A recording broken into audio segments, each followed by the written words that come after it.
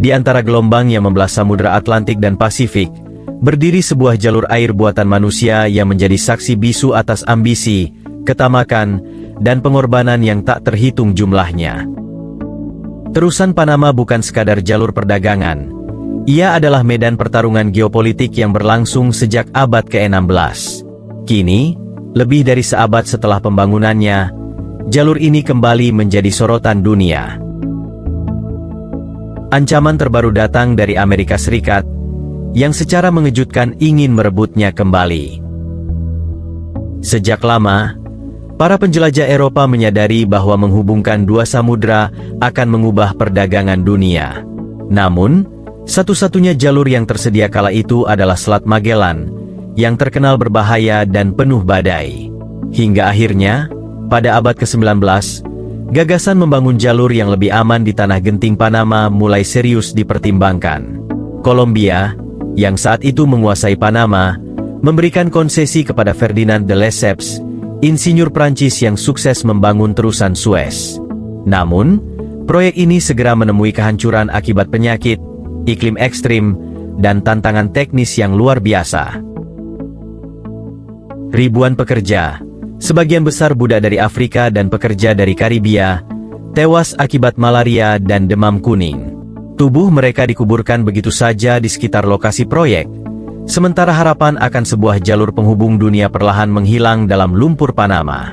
Korupsi, salah urus, dan kesalahan perhitungan teknis membuat proyek ini runtuh.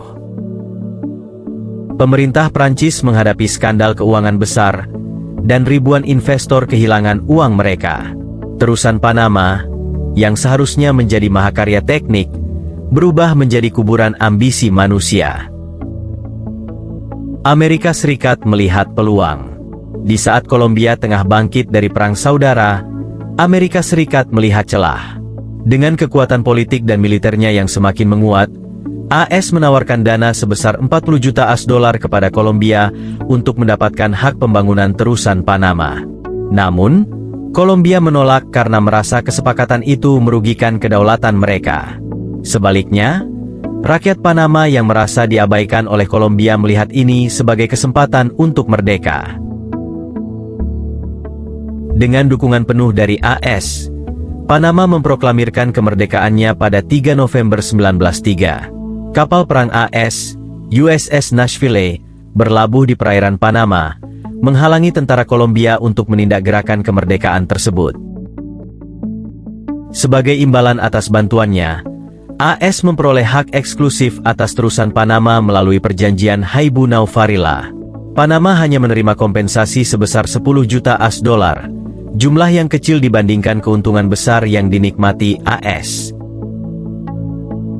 Pada 1904, AS mengambil alih proyek ini dan akhirnya menyelesaikannya pada 1913. Kapal uap pertama, Ancon, melintasi terusan ini sebagai simbol dominasi AS atas jalur perdagangan dunia. Namun, di balik kemegahan itu, rakyat Panama hanya menjadi penonton di tanah mereka sendiri. Rasa ketidakadilan yang terus membara. Selama puluhan tahun, terusan Panama dikelola sebagai bagian dari wilayah AS. Amerika membangun zona terusan yang membelah negara ini menjadi dua bagian. Ribuan warga AS tinggal di sana dengan fasilitas mewah, hukum sendiri, dan akses eksklusif, sementara warga Panama dilarang masuk tanpa izin khusus. Ketimpangan ini memicu gelombang kemarahan. Pada 1958, mahasiswa Panama memulai protes yang dikenal sebagai Operasi Kedaulatan. Mereka menanam bendera Panama di wilayah terusan sebagai simbol bahwa tanah itu milik mereka. Gerakan ini terus berlanjut, dan pada 9 Januari 1964, terjadi tragedi berdarah. Sekelompok siswa Panama mencoba mengibarkan bendera nasional mereka di zona terusan, tetapi tentara AS menembaki mereka. Lebih dari 20 warga Panama tewas, ratusan lainnya terluka. Hari itu dikenal sebagai Hari Martir di Panama, menjadi simbol perjuangan rakyat untuk merebut kembali hak mereka. Setelah bertahun-tahun diplomasi dan tekanan internasional, akhirnya pada 1977, Presiden AS Jimmy Carter menandatangani perjanjian Torrijos Charter. Perjanjian ini menyatakan bahwa kontrol atas terusan Panama akan dikembalikan kepada pemerintah Panama pada akhir 1999. Ketika momen itu tiba, ribuan warga Panama merayakan kebebasan mereka. Dunia menyaksikan bagaimana sebuah bangsa akhirnya merebut kembali haknya. Namun, kebebasan ini datang dengan tantangan baru. Cina, dengan kekuatan ekonominya yang semakin meningkat, mulai berinvestasi besar-besaran di infrastruktur Panama, termasuk pelabuhan-pelabuhan di sekitar terusan. Kehadiran Cina membuat AS semakin waspada. Ancaman baru, Amerika Serikat kembali mengincar terusan Panama. Pada 20 Januari 2025, dunia dikejutkan oleh pernyataan Presiden AS Donald Trump yang menyatakan bahwa negaranya akan merebut kembali terusan Panama. Tanpa penjelasan rinci, Trump menegaskan bahwa keterlibatan Cina dalam operasional terusan adalah alasan utama di balik sikap agresif AS. Kita tidak memberikannya kepada Cina, kita memberikannya kepada Panama. Dan kita akan mengambilnya kembali, ujar Trump. Pernyataan ini menimbulkan kekhawatiran global. Apakah AS benar-benar berencana menggunakan kekuatan militer? Bagaimana reaksi Panama dan negara-negara Amerika Latin lainnya? Jika langkah ini diambil, bukan tidak mungkin konflik geopolitik antara AS dan Cina semakin memanas. Apa yang akan terjadi selanjutnya?